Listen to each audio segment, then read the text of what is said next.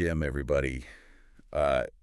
Sometimes I feel like we just finished a deep dive and bam, whole bunch more crypto news drops. Yeah, it's nonstop, isn't it? Seriously though, remember that deep dive we did on NFTs just the other day? Oh yeah, for sure. It feels like ages ago already, right? Totally different world. It really is though, Yeah. Bitcoin ETFs, meme coins, Binance in the headlines, regulatory wins in Dubai, even hardware wallet drama. You name it, it's happening. And we're going to dive into all of that today, but before we do, hit that subscribe button so you don't miss any future deep dives. Yeah, stay plugged in. Okay, so let's kick things off with Bitcoin. All right, back to the OG. Right, so Bitcoin ETFs, they actually saw some inflows this week.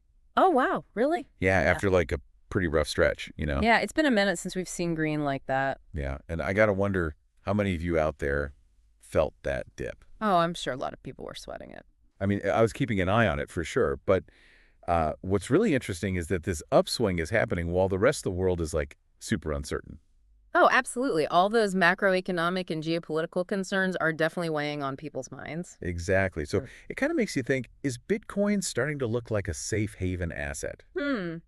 That's a big question, isn't it? It is, and a lot of analysts are trying to figure that out. Because if people start turning to Bitcoin when the stock market is shaky, that could really change how people see Bitcoin long term, right? Yeah, big time. Okay, so speaking of uncertainty, let's talk about Robinhood. Oh boy, what have they gotten themselves into now? Well, they've gone and listed meme coins like PNU and Popcat. Wait, seriously? Yeah, no joke. It's like the internet just crashed Wall Street's party. I mean, I can't help but laugh, but it also makes you wonder. Totally. Is this a sign that investors are changing how they think about risk, or is it just a fad? Yeah, meme coins, they're always such a wild card. Right, they get everyone's attention for a hot minute, but who knows how long that'll last. And this Robinhood listing, I mean, it could mean that more people are open to alternative assets, but it could also mean that some people are going to get burned. True, true. All right, well, let's move on to something a little more, how do we put this juicy? Ooh, lay it on me. Okay, so Binance and CZ got caught up in some headlines involving, you guessed it, former President Trump. Oh, this should be good. Yeah. So first there were these reports about CZ trying to get a pardon. What? Really? Which he denied, by the way. Of course. But then the Wall Street Journal came out with this story saying that Trump's family was thinking about investing in BinanceUS. Whoa, hold on now. That's a whole other level of intrigue. It really is. What's the real story here? Yeah, there's definitely more to this than meets the eye. I think so, too. All right. Well, while all that's going on, Ripple is quietly making some major moves over the Middle East. Oh, yeah. They got that license in Dubai, right? They did, which is massive, especially when you think about how big the UAE payments market is. Isn't it like $40 billion or something? Something like that. Yeah, so this could be huge for stablecoin adoption in the region. Definitely, and for the crypto industry in general, because it shows that regulators are starting to come around. Yeah, more clarity is always a good thing.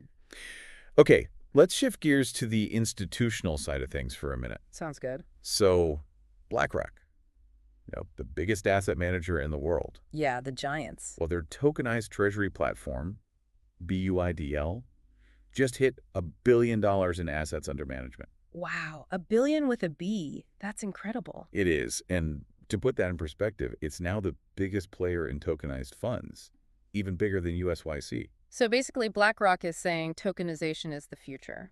Yeah, they're putting their money where their mouth is, and it's a sign that the big institutions are taking crypto seriously. And for those who don't know, tokenization is basically taking a real-world asset, like real estate or a bond, and putting it on the blockchain. Exactly, which makes it way easier and cheaper to trade. This could really shake things up in traditional finance. Oh, absolutely. Okay, let's stick with stablecoins for a second. Yeah. All right, what's the latest? So Circle is moving Hashnote's USYC fund to Bermuda. Interesting. Yeah, it sounds kind of technical, but it actually makes USDC way more appealing to big institutions. Oh, I see, because it gives them more regulatory certainty. Exactly, and it could also lead to more people using USDC as collateral in DeFi. No, that would be a game changer. Okay, speaking of DeFi, Aave is working on this really ambitious project called Horizon. I've heard about this. What's the deal with it? So they're basically trying to bridge DeFi and traditional finance. That's a big goal. It is. Yeah. And the way they're doing it is by using tokenized assets as collateral for their stablecoin GHO. So it's kind of like what BlackRock is doing, but with a DeFi twist. Yeah, exactly. It's pretty complex, but it could open up a whole new world of possibilities for borrowing and lending. It's exciting to see these kinds of innovations happening. Definitely. All right, one last story before we wrap things up. Get me. So MoonPay, the platform that lets you buy crypto with fiat, Yeah, super easy to use. well, they just bought Iron, a stablecoin platform. Oh, wow. That's interesting. Yeah, and the reason it's a big deal is because it means businesses could start accepting stablecoin payments directly. So, like, you could pay for your coffee with USDC? Exactly, which brings us one step closer to using crypto in our everyday lives. I love it. Okay, so we've talked about a lot of positive stuff today, but there is one thing I want to mention. Oh, yeah, what's that? So, Trezor, the hardware wallet company, they recently found a vulnerability in some of their older models. Oh, that doesn't sound good. It's not great, but the good news is that it requires physical access to the device and some pretty advanced technical skills to exploit. So most people are probably fine. Yeah, most likely, but it's still a good reminder to always be careful about security. Absolutely. And if you want to stay up to date on all the latest security tips and tricks, make sure you subscribe to the channel. Yeah, we'll keep you informed. Okay, last but not least, let's talk about Turkey. What's going on over there? So they just rolled out some pretty strict new regulations for crypto platforms. It's part of a larger trend we're seeing where governments all over the world are trying to figure out how to regulate this industry. Yeah, it's a tough one because you want to encourage innovation, but you also want to protect consumers. Exactly. And it'll be interesting to see how this plays out in the long run. Definitely. Yeah. All right. Well, that was a lot to cover. We went from Bitcoin to meme coins to Binance to stable coins to hardware wallets to global regulations. It's amazing how much the crypto world can change in just a day. It really is. So what do you think, what were the biggest surprises for you today? I think the Binance-Trump connection was pretty wild. Yeah, that one definitely caught me off guard too. Yeah.